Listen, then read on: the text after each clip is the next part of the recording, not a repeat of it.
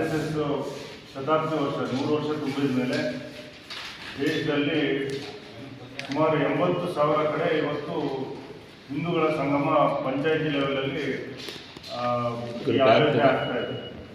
ಹಿಂಗೆ ನಮ್ಮ ಸರಸಂಘ ಚಾಲಕರು ಈವರೆಗೆ ನಾವು ಯಾವ ರೀತಿ ನಮ್ಮ ಹಿಂದೂಗಳನ್ನು ಸಂಘಟಿಸಬೇಕು, ನಮ್ಮ ಹಿಂದೂಗಳು ಒಂದಾಗಬೇಕು, ಜಾತಿ ಅಂತ ಹೊಡೆದಾಡೋದನ್ನು ನಿಲ್ಲಿಸಬೇಕು, ನಾವೆಲ್ಲ ಒಂದಾಗಿದ್ದರೆ ಹೊರದೇಶಕ್ಕೆ ನಾವೇ ಬಿಗಿಯಾಗಿದ್ದೀವಿ, ನಾವು ಗಟ್ಟಿಯಾಗಿದ್ದೀವಿ ಅನ್ನೋ ಒಂದು ಸಂದೇಶ ಎಲ್ಲರಿಗೂ ತಲುಪಿಸ್ಬೇಕು ಅಂತ ಹೇಳಿ ಇವತ್ತು ನಮ್ಮ 100 ವರ್ಷದ ಒಂದು ಸಾಧನೆ, ನಮ್ಮ ಸಂಘದ ಸಾಧನೆಯನ್ನು ಹೊಂದಿಸ್ತಾ ಅದ್ರ ಜೊತೆಗೆ ವರ್ಷ ಪೂರ್ತಿ ನಾವು ಕಾರ್ಯಕ್ರಮಗಳನ್ನು ನಡೆಸ್ಕೊಂಡು ಬರ್ತಾ ಇದ್ದೀವಿ. ಅದರಲ್ಲಿ ಈ ಹಿಂದೂ ಮಹಾಸಂಗಮ ಒಂದು ಒಳ್ಳೆ ಹಿಂದೂಗಳೆಲ್ಲ ಸೇರಿಸೋಂಥ ಒಂದು ಕಾರ್ಯಕ್ರಮ ಆಗಿದೆ. ಇವತ್ತಿಗೆ ನಮ್ಮ ಚಿತ್ರದುರ್ಗದಲ್ಲಿ ಸುಮಾರು ಎರಡು ಕಾರ್ಯಕ್ರಮ ಮುಗಿದೋಗಿದೆ. ಇನ್ನು ನಾವು ಗ್ರಾಮಾಂತರದಲ್ಲಿ ಒಂದು 11 ಕಾರ್ಯಕ್ರಮ ಮಾಡ್ತಾ ಇದ್ದೀವಿ. ದುರ್ಗ ಸಿಟಿಯಲ್ಲೂ ಇನ್ನೊಂದು ಇನ್ನು 6 ಇನ್ನು ಬಾಕಿ ಇದೆ.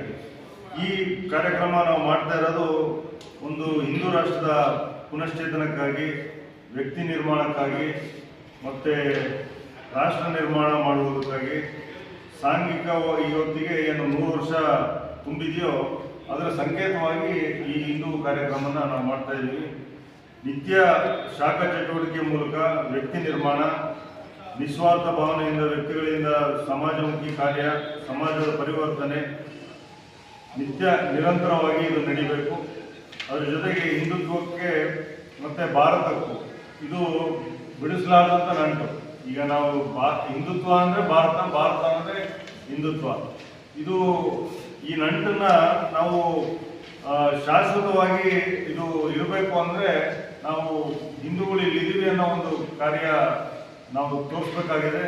ಅದ್ರ ಜೊತೆಗೆ ಶಾಶ್ವತವಾಗಿ ಚಿಂತೆ ಮಾಡೋದು, ಜೀವನ ದರ್ಶನ ಇರ್ಬೋದು, ನಮ್ಮ ನಡವಳಿಕೆ, ಸಂಸ್ಕೃತಿ, ಹಬ್ಬ ಹರಿದಿನ ಆಚರಣೆ, ಯಾತ್ರೆಗಳು, ಹೋರಾಟ, ಸಾಹಸ ಗಾದೆಗಳು ಇವೆಲ್ಲವನ್ನು ಒಟ್ಟು ನಾವು ಹಿಂದೂಗಳು ಮಾಡೋಂಥ ಒಂದು ಕಾರ್ಯ ಬಗ್ಗೆ ಈ ಕಾರ್ಯದಲ್ಲಿ ನಾವು ಅದನ್ನು ಎತ್ತಿ ಎಣಿಸ್ತೀವಿ.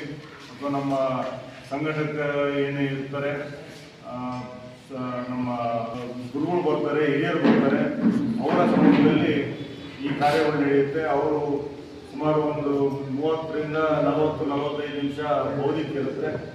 ಇಂಥವು ಹಲವಾರು ಕಾರ್ಯಕ್ರಮಗಳು, ಜೊತೆಗೆ ಅಲ್ಲಿನ ಸಾಂಸ್ಕೃತಿಕ ಕಾರ್ಯಕ್ರಮಗಳು ಏನು ಕಾರ್ಯಕ್ರಮದ